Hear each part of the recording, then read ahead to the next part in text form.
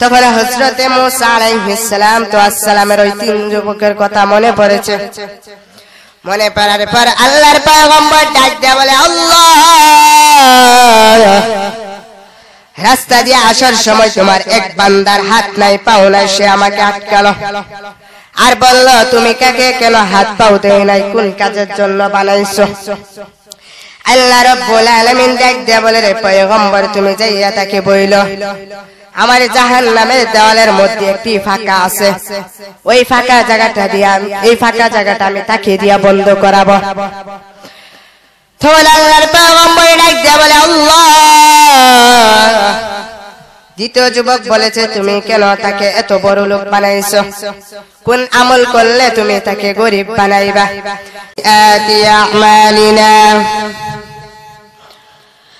أما بعد فأعوذ بالله من الشيطان الرجيم بسم الله الرحمن الرحيم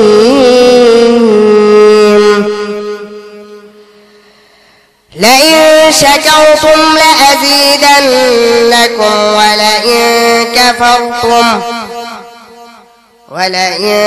كفرتم إن عذابي لشديد صدق الله العظيم وصدق رسوله النبي الكريم সবাই দুরূদ ইব্রাহিম পড়ি اللهم صل على محمد وعلى آل محمد كما صليت على إبراهيم وعلى آل إبراهيم إنك حميد مجيد اللهم بارك على محمد وعلى آل محمد كما باركت على إبراهيم وعلى آل إبراهيم إنك حميد مجيد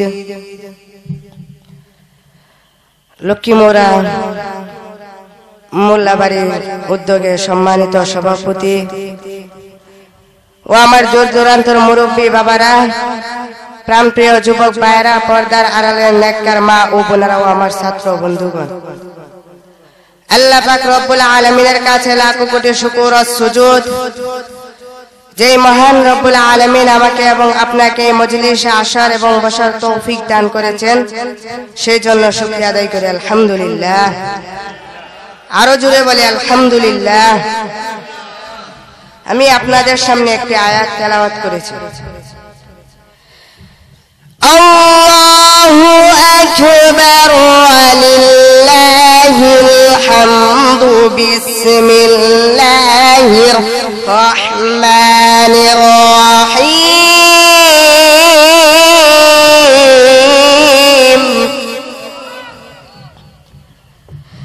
لئن شكرتم لأزيدنكم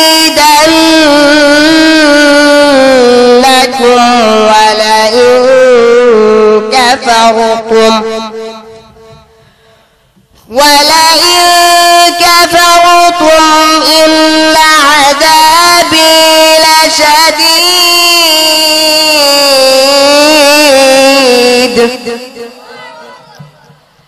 এই আয়াতের মধ্যে আল্লাহ রাব্বুল আলামিন বলেছে, যেই ব্যক্তি আমার নিয়ামত পাইয়া নিয়ামতের শুকরিয়া আদায় করবে, আমি আল্লাহ তার নিয়ামত বাড়াইয়া দেব। আর যে ব্যক্তি আমার নিয়ামত পাইয়া নিয়ামতের শুকরিয়া আদায় করবে না, আমি আল্লাহ তার নিয়ামত আরো ছিনিয়ে নেব। যেমন এটা আমি আপনাদেরকে পিছনের জিনিসগুলা থেকে শিক্ষা দিতে চাই, কারণ পিছনের জিনিসগুলা থেকে আমাদের কিছু শিক্ষা গ্রহণ করা দরকার, ঠিক কিনা?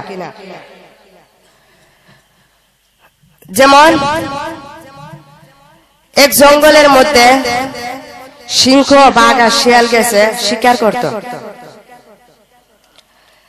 তে শিকার করতে গিয়া তিনটা জিনিস তারা শিকার করছে।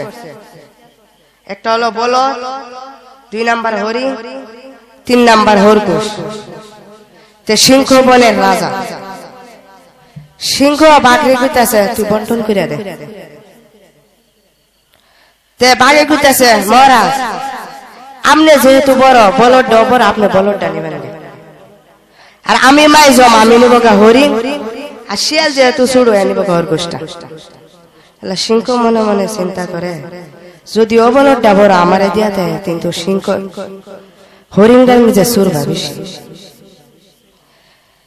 তে সিংহলা চিত্তা সেইরা বাঘের এক তারফা দিছে, শিয়ালে 6 হাত দূরে যায়। ইন্নালিল্লাহি ওয়া ইন্না ইলাইহি রাজিউন। এবার সিংহ শিয়ালে কইতাছে তুই বন্টন করে দে। শিয়ালে কইতাছে না মহারাজ আমি বন্টন করতে পারবো না। ফের কা আমার order, this is my order, করে দে।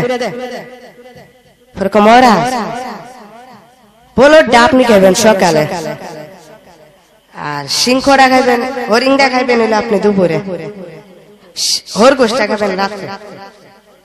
সিংহ কইতাছে শিয়াল তুই এত সুন্দর বন্টন কোথায় থেকে শিখছিস? ওই যে একটু আগে জানবে যে কারবার দেখেছেন এটার থেকে আমি শিক্ষা গ্রহণ করলাম। তো একটা শিয়াল যেহেতু পিছনে জিনিসগুলা থেকে শিক্ষা গ্রহণ করতে পারে, আমি আর আপনি মানুষ হয়ে কেন পারবো না? আল্লাহর পয়গম্বর হযরতে মূসা আলাইহিস সালাম তো আসসালাম তুর পাহাড়ে যাচ্ছেন আল্লাহর সাথে দেখা করার জন্য। রাস্তার মধ্যে এক যুবকের সাথে সাক্ষাৎ। এই যুবকের পা নাই, হাত নাই, পা নাই। এই যুবকের ডাক দিয়া বলতেছে মূসা তুমি কোথায় যাচ্ছ? আল্লাহর পয়গম্বর মূসা ডাক দিয়া বলে ওরে যুবক আমি তোর পাহাড়ে যাচ্ছি আল্লাহর সাথে কথা বলতে। তখন এই যুবক ডাক দিয়া বলে রে পয়গম্বর আমার একটি কথা আছে, তুমি যে আল্লাহর কাছে বলতে পারবে না। আল্লাহর পয়গম্বর মূসা ডাক দিয়া বলে যুবক কি কথা বলো? ওই যুবক ডাক দিয়া বলে মূসা তুমি আল্লাহকে গিয়া বইলো আমাকে কেন হাত দেয় নাই, পাও দেয় নাই? আল্লাহর পয়গম্বর ডাক দিয়া বলে যুবক আচ্ছা ঠিক আছে আমি গিয়ে আল্লাহকে বলবো। এই কথা বললে আল্লাহর পয়গম্বর মূসা এখান থেকে চলে যান। চলে যাবার পর সামনে যাবার পর আরেক যুবকের সাথে সাক্ষাৎ। ওই যুবক ডাক দিয়া বলে রে পয়গম্বর কোথায় যাচ্ছ? আল্লাহর পয়গম্বর হযরতে মূসা আলাইহিস সালাম তো আসসালাম ডাক দিয়া বলে ওরে যুবক আমি তোর পাহাড়ে যাচ্ছি আল্লাহর সাথে কথা বলতে। তখন এই যুবক ডাক দিয়া বলে রে পয়গম্বর আমার একটি কথা যে তুমি আল্লাহর কাছে বলতে পারবে না। তখন পয়গম্বরে ডাক দিয়া বলে রে যুবক কি কথা? ওই যুবক ডাক দিয়া বলে রে পয়গম্বর আমাকে কেন আল্লাহ এত বড় লোক বানাইছে? কোন আমল করলে আল্লাহ আমাকে গরিব বানাইবে? ও পয়গম্বর আপনি যে আল্লাহকে বললেন কোন আমল করলে আল্লাহ আমাকে গরিব বানাইবে? তখন হযরতে মূসা আলাইহিস সালাম তো আসসালাম বলে আচ্ছা ঠিক আছে। এই কথা বললে আল্লাহর পয়গম্বর এখান থেকে চলে যান। চলে যাওয়ার পর সামনে আরেক বুড়ির সাথে সাক্ষাৎ। তখন এই বুড়ি ডাক দিয়া বলে পয়গম্বর কোথায় যাচ্ছ? তখন আল্লাহর পয়গম্বর ডাক দিয়া বলতেছে রে বুড়িমা আমি তোর পাহাড়ে যাচ্ছি আল্লাহর সাথে কথা বলতে। তখন বুড়ি ডাক দিয়া বলে রে পয়গম্বর আমার একটি কথা তুমি যে আল্লাহকে বলতে পারবে না। তখন আল্লাহর পয়গম্বর মূসা ডাক দিয়া বলে রে বুড়িমা কি কথা বলে দাও। তখন বুড়ি ডাক দিয়া বলে রে পয়গম্বর আল্লাহকে যা জিজ্ঞেস করো আমাকে কেন এত গরিব বানাইছে? কোন আমল করলে আল্লাহ আমাকে বড় লোক বানাইবে? তখন আল্লাহর পয়গম্বর হযরতে মূসা আলাইহিস সালাম তো আসসালাম ডাক দিয়া বলে বুড়িমা আচ্ছা ঠিক আছে বলবো। এই কথা বলে আল্লাহর পয়গম্বর হযরতে মূসা আলাইহিস সালাম তো আসসালাম তোর পাহাড়ে গেলেন। ইয়া সব কথা বললেন, কিন্তু ওই তিনজনের কথা বলতে মনে নাই। কিন্তু আমার আল্লাহ তো দেখেছে ওই তিন যুবকের কথা, দুই যুবকের কথা আর এক বুড়ির কথা। তখন আল্লাহ ডাইকা বলে, রে পয়গম্বর, আপনার আর কোনো কথা আসেনি বলার? তখন হযরতে মুসা আলাইহিস সালাম তো আসসালামের ওই তিন যুবকের কথা মনে পড়েছে। মনে পড়ার পর আল্লাহর পয়গম্বর ডাক দিয়ে বলে, আল্লাহ, রাস্তা দিয়ে আসার সময় তোমার এক বান্দার হাত নাই পাও নাই, সে আমাকে আটকালো আর বলল, তুমি কাকে কেন হাত পাও দেই নাই, কোন কাজের জন্য বানাইছো? আল্লাহ রাব্বুল আলামিন ডাক দিয়ে বলে, রে পয়গম্বর, তুমি যাইয়া তাকে বইলো আমার জাহান্নামের দেওয়ালের মধ্যে একটি ফাঁকা আছে, ওই ফাঁকা জায়গাটা দিয়া, এই ফাঁকা জায়গাটা আমি তাকে দিয়া বন্ধ করাবো। তখন আল্লাহর পয়গম্বর ডাক দিয়া বলে, আল্লাহ। দ্বিতীয় যুবক বলেছে, তুমি কেন তাকে এত বড় লোক বানাইছো? কোন আমল করলে তুমি তাকে গরিব বানাইবা? কারণ সেই বড় লোকের কারণে সেই টাকার হিসাব করতে যায়, ধন সম্পদের হিসাব করতে যাইয়া নামাজ ছুটে যায়, জামাত ছুটে যায়, তাকবীর ওয়ালা নামাজ ছুটে যায়। কোন আমল করলে তুমি তার ধন সম্পদ কমায়া দিবে? তোমার আল্লাহ ডাক দিয়া বলে, রে পয়গম্বর, আপনি যায়া ওই যুবককে বললেন আমার নিয়ামত পাইয়া নিয়ামতের শুকরিয়া আদায় না করার জন্য, তাহলে আমি আল্লাহ তার নিয়ামত কমায়া দিব। তখন আল্লাহর পয়গম্বর ডাক দিয়া বলে, আল্লাহ, তৃতীয় লোকের কথা, এক বুড়ি মা আমাকে বলেছে, তুমি কেন তাকে এত গরিব বানাইছো? তুমি কেন তাকে এত গরিব বানাইছো? আল্লাহ রাব্বুল আলামিন ডাক দিয়া বলে, পয়গম্বর, আপনি যা ওই বুড়ি মাকে বললেন আমার নিয়ামত পাইয়া নিয়ামতের শুকরিয়া আদায় করতে, তাহলে আমি আল্লাহ তার নিয়ামত বাড়ায়া দেব। তখন আল্লাহর পয়গম্বর হযরতে মুসা আলাইহিস সালাম তো আসসালাম ওই তিন লোকের কথা নিয়ে যাইতেছেন। রাস্তার মধ্যে বুড়ির সাথে সাক্ষাৎ। ওই বুড়ি ডাক দিয়া বলে, পয়গম্বর, আপনি আমার জন্য কি কথা এনেছেন? তখন আল্লাহর পয়গম্বর হযরতে মুসা আলাইহিস সালাম তো আসসালাম ডাক দিয়া বলে, ও বুড়িমা, আল্লাহ আপনাকে বলেছেন তার নিয়ামত পাইয়া আপনি নিয়ামতের শুকরিয়া আদায় করতেন, তাহলে আল্লাহ পাক রব্বুল আলামিন আপনার নিয়ামত বাড়ায়া দিবে। তখন এই বুড়ি বলে, অতটা করতে পারবো না, এত নিয়ামতের শুকরিয়া আদায় করতে পারবো না। বইলো, তোমার আল্লাহকে পারলে এমনি আমাকে বড় লোক বানাইতে, ধন সম্পদ দিতে, আমি শুকরিয়া আদায় করতে পারবো না। তখন আল্লাহ রাব্বুল আলামিন ডাক দিয়ে বলে, রে বাতাস, যাও ওই বুড়ির ঘরটা তুমি দেও। ব্যাপার কি? আল্লাহ যেই আয়াতের মধ্যে বলেছেন, লা ইন শাকারতুম লা আযীদান্নাকুম ওয়া লা ইন কাফারতুম ইন্না আযাবি লাশাদীদ। যে ব্যক্তি আমার নিয়ামত পাইয়া নিয়ামতের শুকরিয়া আদায় করবে, আমি আল্লাহ তার নিয়ামত বাড়ায়া দিব। আর যে ব্যক্তি আমার নিয়ামত পাইয়া নিয়ামতের শুকরিয়া আদায় করবে না, আমি আল্লাহ তার নিয়ামত ছিনিয়ে নেব। তাহলে ওই বুড়ি নিয়ামত পাইয়া নিয়ামতের শুকরিয়া আদায় করবে না বলেছে, তাই আল্লাহ বাতাসকে বলতেছে, ওরে বাতাস, আমি ওই বুড়ি যা নিয়ামত দিয়েছিলাম ওই নিয়ামত তুই নিয়ে যা। ওই বুড়ি যে গড়টা আছে, ওরে বাতাস, তুই ওই গড়টাও উড়ায় নিয়ে যা। তখন এখান থেকে আল্লাহর পয়গম্বর হযরতে মুসা আলাইহিস সালাম চলে যান। চলে যাবার পর আরো সামনে যাবার পর ওই যুবকের সাথে সাক্ষাৎ। ওই যুবক ডাক দিয়ে বলে, আল্লাহর পয়গম্বর মুসা, তুমি আমার জন্য কি খবর নিয়ে আসছো? তখন আল্লাহর পয়গম্বর মুসা ডাক দিয়ে বলে, ওরে যুবক, আল্লাহ রাব্বুল আলামিন বলেছে তুমি তার নিয়ামত পাইয়া নিয়ামতের শুকরিয়া আদায় না করতে, তাহলে আল্লাহ রাব্বুল আলামিন তোমার ধন সম্পদ কমায়া দিবে। তখন এই যুবক ডাক দিয়ে বলে, রে পয়গম্বর, আমার ধন সম্পদ বাড়ক আর কমক, আমি আমার আল্লাহর নিয়ামত পাইয়া আমি আল্লাহর নিয়ামত শুকরিয়া আদায় করবই। আমি আমার আল্লাহর নিয়ামতের শুকরিয়া, আমি আমার আল্লাহর নিয়ামত পাইয়া নিয়ামতের শুকরিয়া আদায় আমি ছাড়বো না। কারণ আমার আল্লাহ আমাকে নিয়ামত দেয়, আমি এই নিয়ামতের শুকরিয়া আদায় করব। এবার আমার ধন সম্পদ বাড়ক আর কমক, তা আমার কিছু করার না। তখন আল্লাহর পর আল্লাহ ডাক দিয়ে বলে, ফেরেশতা, যাও যাও ওই যুবকের ধন সম্পদ আরো বাড়ায়া দেও। তখন আল্লাহর পয়গম্বর হযরতে মুসা আলাইহিস ওয়াসসালাম। এবার এখান থেকে রওনা হন, আরো সামনে যাবার পর ওই যুবকের সাথে সাক্ষাৎ। যে যুবকের হাত নাই পা নাই, ওই যুবক ডাক দিয়া বলেন, পয়গম্বর আপনি আমার জন্য কি খবর নিয়ে আসছেন? তখন আল্লাহর পয়গম্বর মুসা ডাক দিয়া বলেন, যুবক, আল্লাহ রাব্বুল আলামিন বলেছেন জাহান্নামের মধ্যে একটি দেওয়াল আছে, আর এই দেওয়ালের মধ্যে একটি ফাঁকা আছে, ওই ফাঁকা জায়গাটা তোমাকে দিয়া বন্ধ করাবে।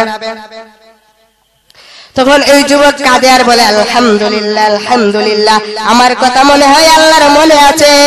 ওই যুবক কাঁদে আর শুকরিয়া আদায় করে। তখন আল্লাহ রাব্বুল আলামিন ডাক দিয়া বলে, আরে ফেরেশতা, যাও যাও, আমার ওই বান্দাকে যায় আমার বান্দার হাত পাটা যায় দিয়ে আসো। তাহলে দেখুন, নিয়ামতের শুকরিয়া আদায় করলে কত লাভ, আর না করলে কত লাভ। আমরা নিয়ামতের শুকরিয়া আদায় করব। বর্তমান সমাজের মধ্যে দেখা যায় নিয়ামতের শুকরিয়া আদায় নাই, খালি মানুষের হক নিয়ে টানাটানি করে, ঠিক কিনা? অন্যের হক নষ্ট করে, মানুষের জায়গা জমি দখল করে, ঠিক কিনা? এবার মানুষের হক নষ্ট করবেন না, অন্যের হক নষ্ট করবেন না, একজনের প্রতি আরেকজনের দয়া রাখবেন। আমার নবী একটি হাদিস দিয়ে গেছেন, লা ইয়ারহামুল্লাহ মান লা ইয়ারহামুন নাস। যে মানুষের প্রতি দয়া করে না, যে মানুষ মানুষের প্রতি দয়া করে না, আল্লাহ তাআলাও তার উপর দয়া করে না। বর্তমান সমাজে একজনের উপর আরেকজনের দয়া আছে? নাই। সমাজ এখন ধ্বংসের দিকে চলে যাচ্ছে, ঠিক কিনা? কত গজব আসছে, যে এখন একটা নতুন গজব বেরিয়েছে, করোনা ভাইরাস, ঠিক কিনা? করোনা ভাইরাসটা কেন হয়েছে? চীন দেশের মধ্যে তারা আইন করেছিল কুরআন শরীফ আবার নতুন করে লিখতে হবে, এই কুরআন শরীফ হবে না, নাউজুবিল্লাহ। তাদের এই কথার কারণে করোনা ভাইরাস এখন দেখা দিয়েছে। এবার আপনাদের প্রশ্ন হতে পারে, চীনের তারা বলেছে করোনা ভাইরাস চীনে এনে থাকবে, তাহলে অন্যান্য দেশের মধ্যে চলে গেল। তার একটাই কারণ, কারণ তারা যে এই কথা বলেছিল বিশ্বের কোন মুসলমান জেগে ওঠেনি, তাদের বিরুদ্ধে কোনো প্রতিবাদ করেনি, তাদের বিরুদ্ধে কোনো যুদ্ধ করেনি, সেই জন্য করোনা ভাইরাস এখন দেশে দেশে চলছে, ঠিক কিনা? তাই আমাদের উচিত হবে যে আমাদের ধর্মের নামে কোনো কুড়িক্তি করলে, আমার নবীর নামে কোনো কুড়িক্তি করলে, আল্লাহকে গালি দিলে, নবীকে গালি দিলে, আল্লাহর দুশমনি করলে, নবীর দুশমনি করলে, আমরা তার প্রতি যুদ্ধের ঘোষণা করব, ঠিক কিনা? অতএব এখন বর্তমান সমাজের মধ্যে কিছু ইহুদির দালাল বেরিয়েছে, ঠিক কিনা? নামদারি মুসলমান, আসলে ভিতরে ইহুদির দালাল। এখন বর্তমান সমাজে ইসলামের ক্ষতি খ্রিস্টানরা এতটুকু করে না, যারা নামদারি মুসলমানরা করতেছে, কারণ তাদেরকে দিয়ে ওই খ্রিস্টানরা করাইতেছে। যেমন সাদ শাহ তাবলীগের মধ্যে ফেসলা গেছিলেন, তেমনি করে এই যে মির্জা গোলাম কাদিয়ানি ইংরেজা করাইছিলেন, নবী দাবি করাইছে। আমি স্পষ্ট ভাষায় বাংলাদেশের সরকারকে বলতে চাই, আপনি অতি তাড়াতাড়ি কাদিয়ানীদেরকে কাফের ঘোষণা করুন। যদি আপনি কাদিয়ানীদেরকে কাফের ঘোষণা না করুন, টেকনাফ থেকে তেতুলিয়া বাংলার একটা জমিনে আগুন ছাড়া থাকবে না, সারা দেশের মধ্যে শুধু আগুন আর আগুন জ্বলবে, ঠিক কিনা?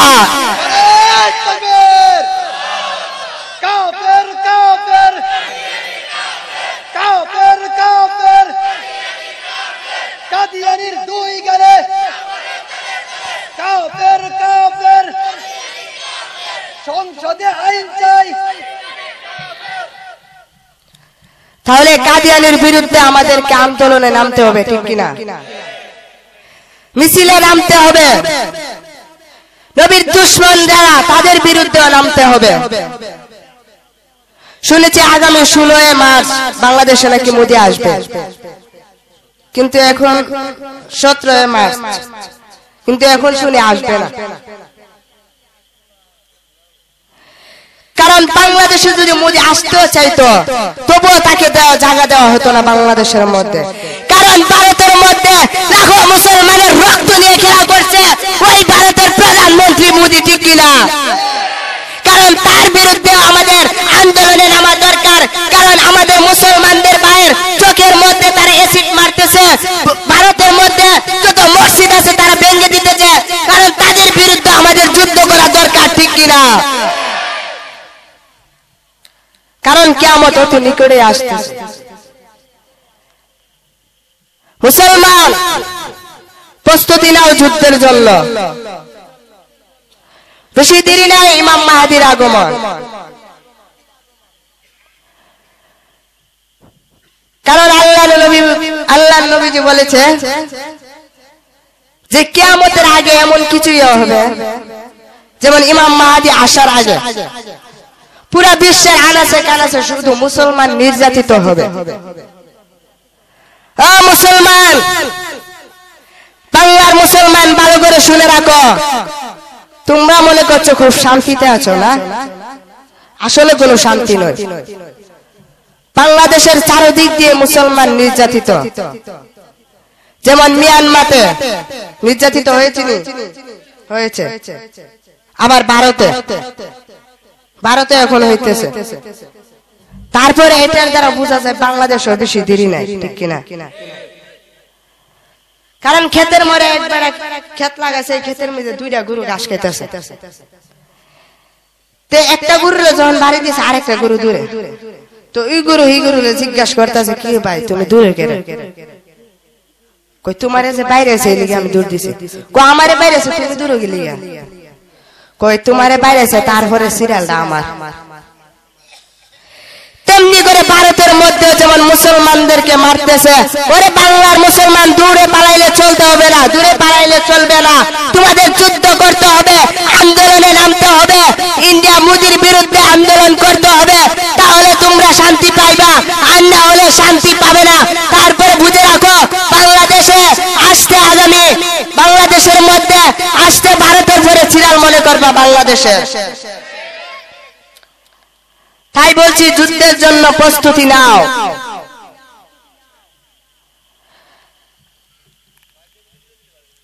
আল্লাহ বলেছেন, আল্লাহর নবী বলেছেন কিয়ামতের আগে 5টি জিনিস, ছোট ছোট 5টি জিনিস আলামত আছে। যেমন 1 নাম্বার, কারোর প্রতি কারোর দয়া থাকবে না। কেউর প্রতি কেউর দয়া আছে? নাই। 2 নাম্বার, সমাজের মধ্যে জিনা বেড়ে যাবে, চলতেছে নি? 3 নাম্বার, 2 নাম্বার সমাজের মধ্যে জিনা বেড়ে যাবে। 3 নাম্বার, সারা দেশের মধ্যে মুসলমান নির্যাতিত হবে। হচ্ছে নি? চারদিক দিয়ে হচ্ছে, যেমন মিয়ানমারে হয়েছে, কাশ্মীরে হয়েছে, সিরিয়ায় হয়েছে, ইউরোপে হয়েছে, এখন ভারতে মুসলমান নির্যাতিত হচ্ছে। তাহলে তেমনি করে আল্লাহর নবীজি যত ভবিষ্যৎবাণী দিয়ে গেছে, একটা ভবিষ্যৎবাণী 1 ইঞ্চিও লড়বে না, ঠিক কিনা? যারা আমার নবীকে বিশ্বাস করে না তারা কাফের, ঠিক কিনা? কারণ তাদেরকে কাফের বলে ঘোষণা করতে হবে। তাহলে কিয়ামতে আলামত এখনই ঘটতেছে, ঠিক কিনা? যেমন 4 নাম্বার, আল্লাহর নবীজি বলেছে যে সৌদি আরবের রাজা গুমরা হয়ে যাবে। গুমরা হয়েছে না? সৌদি আরবের মধ্যে গান কনসার্ট বাড়ায় দিছে, কনসার্টের সুযোগ করে দিছে, গানের সুযোগ করে দিছে। এতদিন সিনেমা হল আছে না, সিনেমা হল করে দিছে। তেমনি করে অনেক অনেক কিয়ামতের আলামত দিয়ে গেছে। তার মধ্যে একটা আসল আলামত হলো ইমাম মাহদির আগমনের পরে যে যুদ্ধ হবে। হযরত ইমাম মাহদি অনেক দল বাহিনী নিয়ে যখন যাবে, অনেক মুসলমান যাবে যুদ্ধের ময়দানে ওনার সাথে। যাবার পর প্রথম দিন যখন যুদ্ধের ময়দানে যাবে, কাফেরদের হুঙ্কার দেখে অনেক মুসলমান পালিয়ে আসবে। যে মুসলমানগুলি পালিয়ে আসবে তারা জাহান্নামী। দ্বিতীয় দিন যাবে যুদ্ধের ময়দানে, রক্তের বন্যা ভেসে যাবে। তৃতীয়বার যাবে যুদ্ধের ময়দানে, তখনও রক্তের বন্যা ভেসে যাবে। তারপর যখন যুদ্ধের ময়দানে যাবে তখন মুসলমান বিজয় লাভ করবে। তখন মুসলমান বিজয় লাভ করবে। তো বিজয় লাভ করার পর তাহলে হযরত ইমাম মাহদী এবং হযরত ঈসা আলাইহিস সালাম ঘোষণা করে দিবে যত কাফের আছে সবাইকে মেরে ফেলো। তাহলে আবার দুনিয়া মুসলমানে পরিণত হবে, ইসলাম চলবে। তারপর দেশের মধ্যে শান্তি আসবে, রিজিকের কোনো অভাব থাকবে না। তাহলে সময় খুবই কম, আসলে অনেক রাত হয়ে গেছে। তাই আমি আপনাদের সামনে দুইটি বিষয় আলোচনা করেছি।